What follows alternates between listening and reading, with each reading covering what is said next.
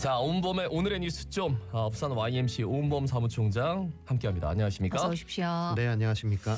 자, 오늘 첫 소식은 동서고가도로 관련 내용입니다. 동서고가도로를 대체할 사상해운대 간 대심도 건설 이것과 맞물려 가지고 이 동서고가로 활용 방안에 대한 얘기가 많은데 현재까지 진행 상황이 어떻게 되고 있습니까? 예, 지난 3월부터 이제 국토부와 우선 협상 대상자 간의 실시 협약이 지금 진행 중에 있습니다. 예. 이 해당 도로 건설이 이제 본격화되자 기존 동서고가로가 이제 중복도로다 보니까 이제 철거 여부가 지역 사회의 이슈로 지금 대두가 되고 있는데요. 당초에는 중복 구간이 약 7km에 대한 철거가 유력한 곳으로 이렇게 알려졌습니다만 네네. 지역 내에 이제 환경 또 문화단체들이 중심으로 이 보존 후에 새로운 활용 방안을 찾자 이런 주장들이 이제 제기가 되면서 뉴욕의 뭐 하이라인이라든지 서울로 7017과 같은 국내외 사례들을 들어서 이제 고가도로의 도시 재생 가능성 이런 부분들이 이제 언급되기 시작을 했었죠. 예. 다양한 논의가 현재도 계속 진행이 되고는 있는 상황인데요. 하지만 이제 해당 지역이라고 할 수 있는 사상구 또 부산 진구 쪽에서는 좀 강력하게 철거 주장을 하고 있는 그런 상황이 이어지고 있습니다. 부산시에서는 이제 철거를 한다선 치더라도 2030년에 이제 개통이 되니까 대심도로가요.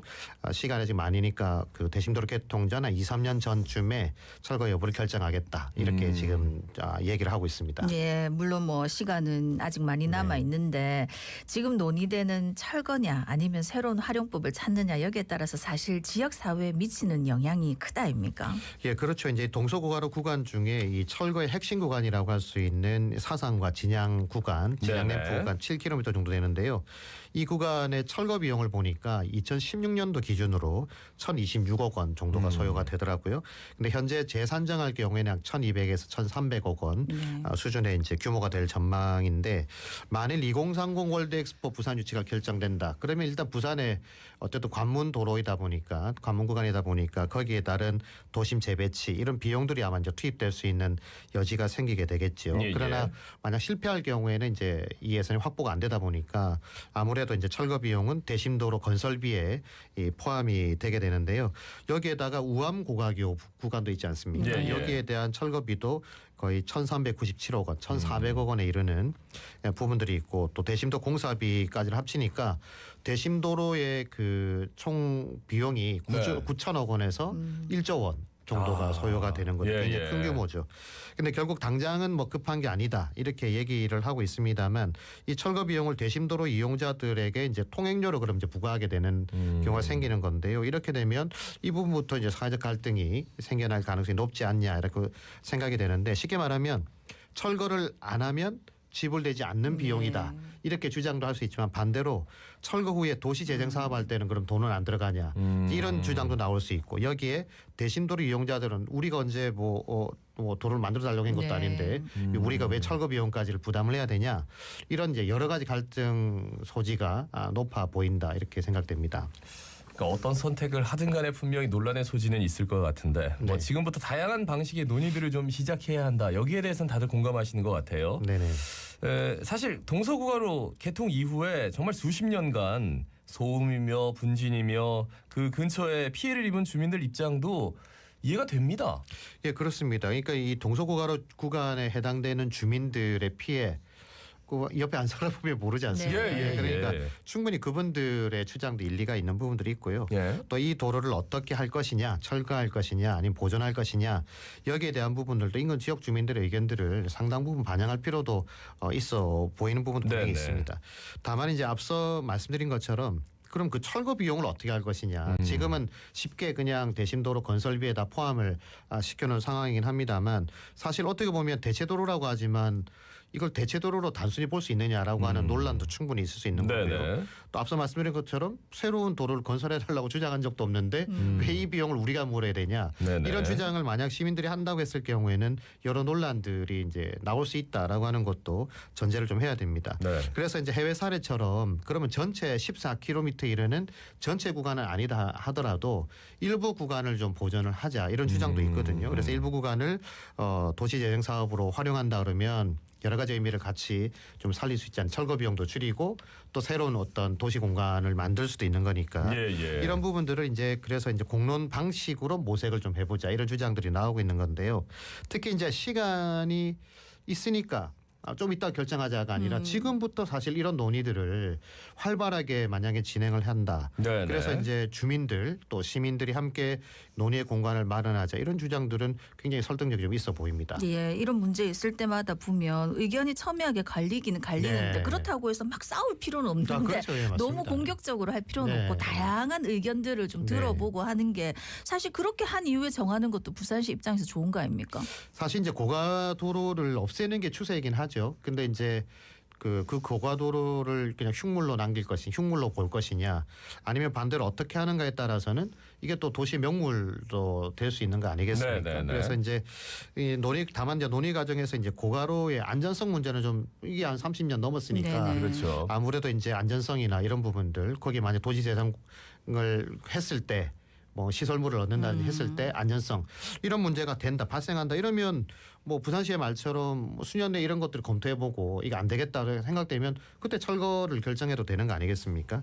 다만 이제 충분히 갈등의 소지가 있는 이런 사안에 대해서 아직 시간이 있으니까 조금 놔뒀다가 그때 가서 결정하자.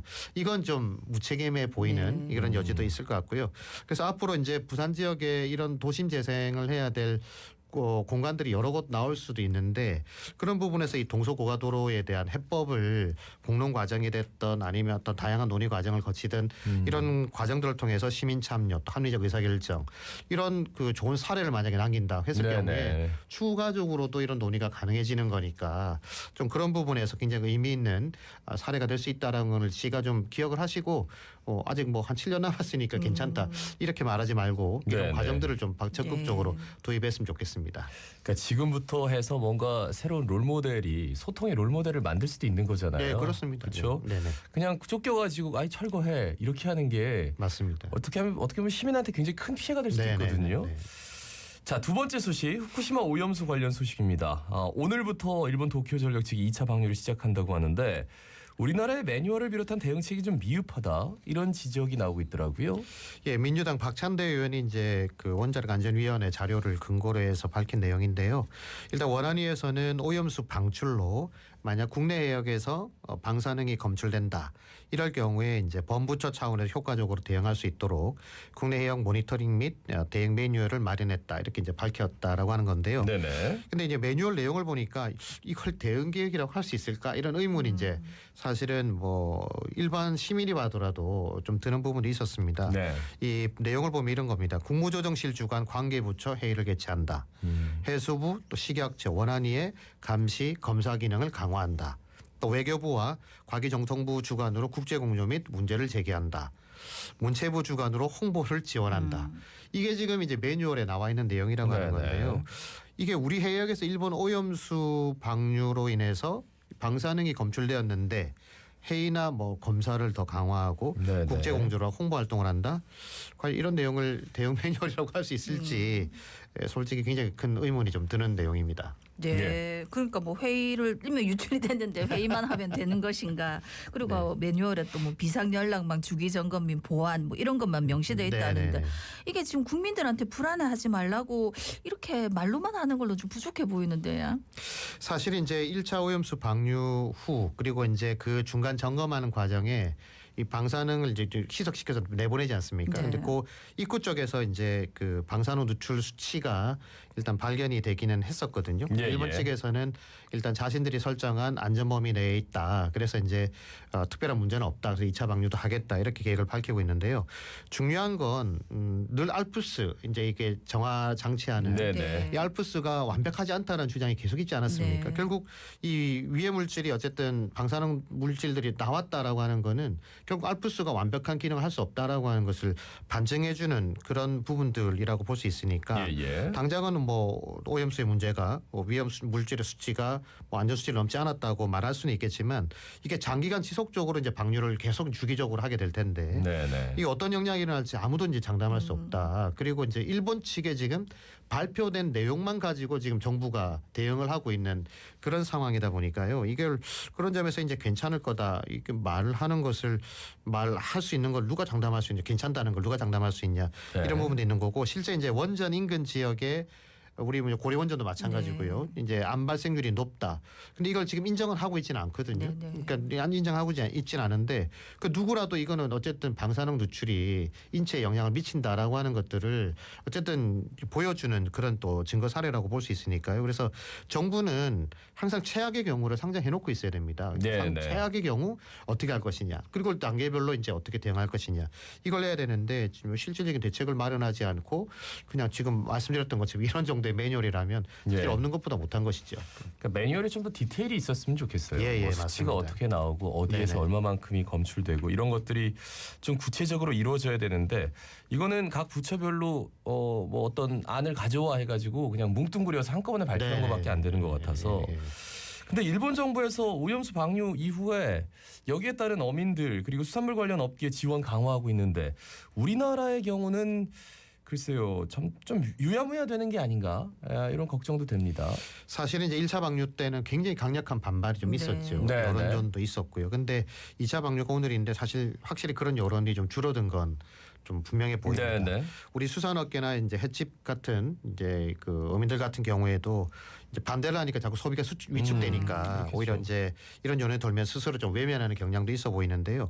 환경 관련 문제는 사실 오랜 시간이 이제 소요가 되는 거고 또 만약에 피해가 발생한다면 지금 세대보다는 다음 세대에 영향이 갈 수밖에 없는 점 이런 점들도 기억을 해야 되고 또 하나는 일본 정부는 자국 소비 촉진과 어민 피해 보상에 나서고 있거든요. 뭐 도쿄도 같은 경우에는 뭐 그 스시를 만약에 먹는다 그러면 30%를 다시 환불해 준다 이런 것도 하고 있는데 우리나라 인근 국가 피해에 대해서는 어떤 입장도 내놓고 있지는 않습니다. 근데 제일 의문 드는 게요. 방류는 일본이 하고 있는데 피해 보상은 또 우리 정부가 네. 준비를 하고 있지 않습니까? 그래서 어쩌면 가짜 뉴스를 얘기하기 전에 이런 합리적 질문 그러니까 왜 우리가 해야 돼? 네. 이런 질문들을 먼저 던지는 게 순서가 아닌가 이런 생각도 듭니다. 네. 네, 마지막 소식은 어린이 보호구역 스쿨존 관련 소식입니다. 이제 부산 지역 스쿨존 내 교통사고 발생 건수가 3위 수준인데 이게 무인 단속 장비 설치 규모는 타시 도입에 비해서 크게 부족하다고요?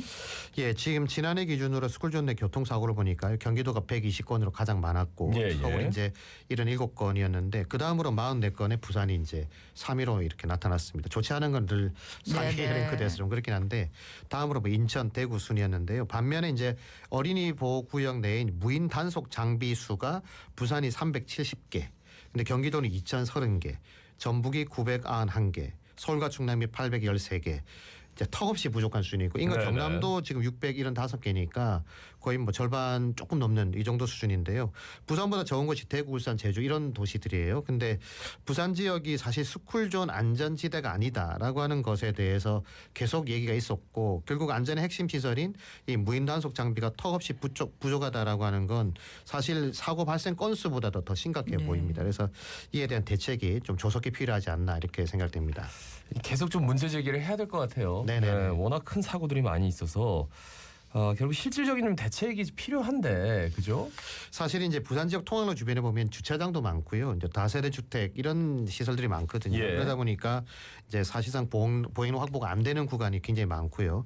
결국 제대로 안전을 확보하려고 그러면 뭐 확실한 보행로 확보 너무 당연한 얘기지만 네. 필요하고 안전 펜스를 또 설치하는 것도 중요한데 늘 예산 부족 또 그리고 이제 사회적 특성상 행령력이 미칠 수 없다 이런 얘기들만 하고 있는데 이런 뭐 궤도 수준으로 이 문제를 해결하기는 어렵다고 봅니다. 네네. 그래서 무인 단속 시설이라든지 속도 저감을 위한 볼라드 설치 이런 안전 시설을 확충하는 걸 당연히 해야 되고 이걸 시가 다 해결할 수 없으니까 구군 그리고 이제 교육청까지 뭐 교육청에 또 예산도 많다고 하니까 이런 예산들을 좀 합쳐서라도 어린이들의 안전한 보행 공간을 확보하는 작업들은 지속적으로 좀 이루어져야 되지 않나 이렇게 말씀드릴 수 있겠습니다. 네, 오늘 뉴스 여기까지 부산 YMC 온범 사무총장이었습니다. 고맙습니다. 고맙습니다. 네, 감사합니다.